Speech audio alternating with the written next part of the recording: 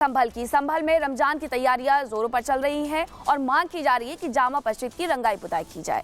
मुस्लिम पक्ष कह रहा है क्योंकि अब रमजान आने वाला है, ऐसे में रंगाई पुताई की जाए, लेकिन हिंदू पक्ष उसे मंदिर बता रहा है उस जगह को और कह रहा है कि रंगाई पुताई नहीं होनी चाहिए। पूरा मामला हाईकोर्ट के पाले में चला गया है और आज हाईकोर्ट में इस पूरे मुद्दे पर सुनवाई होनी है।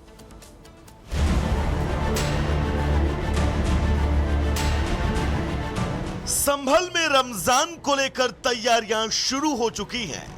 मस्जिद कमेटी भी रमजान के लिए तैयार है और रमजान से पहले शाही जामा मस्जिद के पुताई करवाने की चाह रख रहे हैं।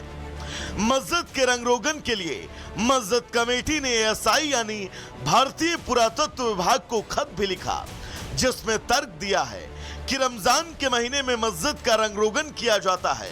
हालांकि खत को लेकर अभी तक एएसआई की तरफ से कोई रिएक्शन सामने नहीं आया है। एएसआई से हमने इस बार शाही जामा मस्जिद संभल की साफ सफाई, पुताई, रंगाई और सजावट के लिए इजाजत मांगी है, परमिशन मांगी है, क्योंकि ये तो सैकड़ों सालों से एक ट्रेडिशन है, एक कस्टम चली आ रही है कि कभी भी इसमें जो है एएसआई से कोई परमिशन जब से भी एएसआई के अंडर में आई है ये हमने नहीं मांगी है।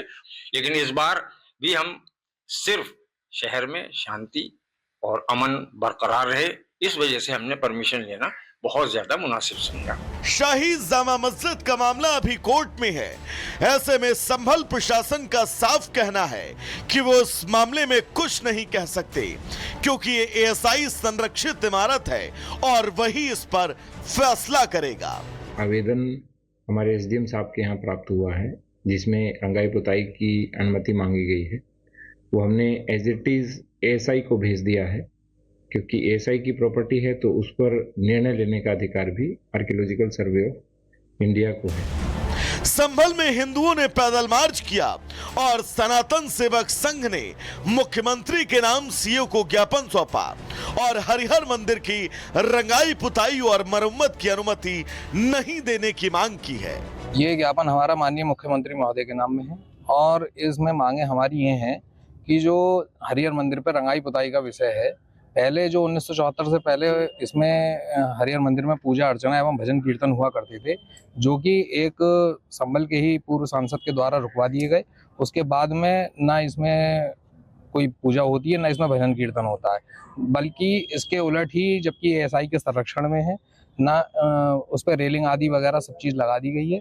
अब हम इसका जो रंगाई पुताई के लिए जो उन्होंने कोई जामी मस्जिद कमेटी है, उन्होंने ये मांग रखी है कि इसकी रंगाई पुताई कराई जाए, उसका हम विरोध करते हैं कि जो यथास्थिति है वही रहनी चाहिए। संभल की जामा मस्जिद में रंगाई पुताई, मरम्मत और सफाई के लिए दाखिल की गई अर्जी पर आज इलाहाबाद हाईकोर्ट सुनवाई करेगा। अब देखना होगा कि कोर्ट का क्या फैसला होता है, क्योंकि मुस्लिम पक्ष हर हाल में मस्जिद का रंगरोगन चाहता है। Bureau report, Republic Bharat. Digital media centre में मीडिया कर्मियों से वो संवाद भी करेंगे और बाद में वो गंगा पंडाल में पुलिस जवानों और पुलिस अधिकारियों से भी संवाद करेंगे। योगी सरकार की मेहनत और केंद्र के सहयोग से प्रयागराज का कायाकल्प हुआ, जिसने इस बार महाकुंभ को पहले से कहीं अधिक भव्य और दिव्य बना दिया। आम से लेकर खास तक हर किसी ने इस पवित्र अवसर पर अपनी आस्था को साकार किया। सबसे खास बात ये रही, महाकुंभ की शुरुआत पहले पीएम मोदी और सीएम योगी ने जिस एकता के महाकुंभ का संकल्प लिया था, वो साकार होता दिखाई दिया। Bureau report, Republic Bharat.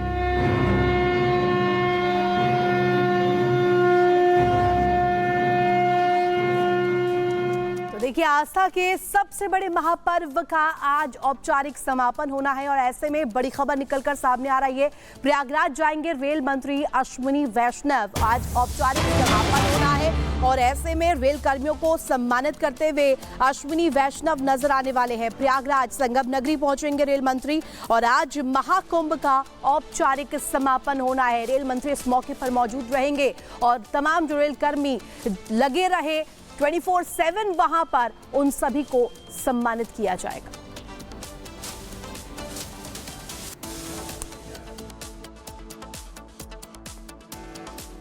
Mahakumbh का समापन महाशिवरात्रि के स्नान के साथ हो गया है और महाशिवरात्रि के दिन प्रयागराज में महाकुंभ में आस्था की डुबकी लगाने के लिए 1,53,00,000 लोग मौजूद रहे हैं, जो अपने आप में एक बड़ा रिकॉर्ड कायम करता है। इसी के साथ अब समापन की ओर जैसे ही महाकुंभ पहुंचा है, वहां से लोगों के जाने का सिलसिला भी शुरू हो गया है। यही वजह है कि अभी भी कहा जा रहा है कि महाकुंभ में कुछ दिन तक, यानी कि प्रयागराज में कुछ दिन तक भीड़ रहने वाली है।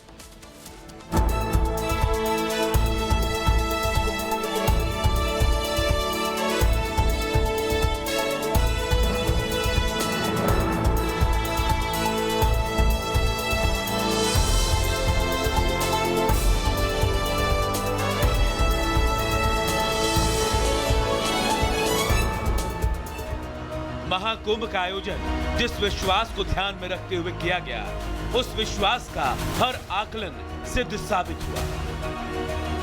45 करोड़ श्रद्धालुओं के आने का कयास लगा जा रहा था, लेकिन कुंभ में 66 करोड़ से भी ज्यादा लोगों ने डुबकी लगा ली।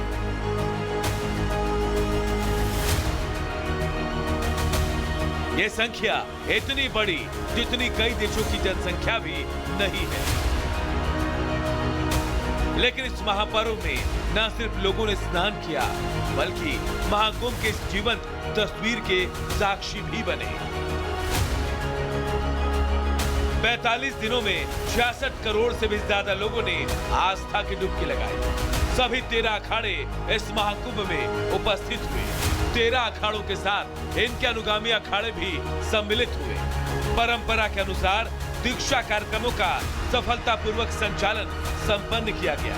विभिन्न अखाड़ों ने महामंडलेश्वर समेत अन्य पदों पर नियुक्तियां भी की। खास बात ये रही कि प्रयागराज में गंगा का प्रवाह जितना है, लगभग उस पूरे इलाके में टेंट लगाए गए। एक अनुमान के मुताबिक महाकुंभ को भव्य और दिव्य बनाने के लिए 4000 हेक्टेयर में महाकुंभ नगर को बसाया गया। योगी सरकार के द्वारा 7000 करोड़ रुपए से ज्यादा की राशि खर्च की गई, जबकि केंद्र सरकार के सहयोग से कुल 15,000 करोड़ रुपए से पूरे प्रयागराज का कायाकल्प किया गया। महाकुंभ की इस भव्यता का कारण सीएम योगी की कुशल व्यवस्था है। सीएम योगी ने महाकुंभ की लगातार मॉनिटरिंग तो की ही, साथ ही 45 दिनों तक उन्होंने खुद 10 बार यहां आकर निरीक्षण किया।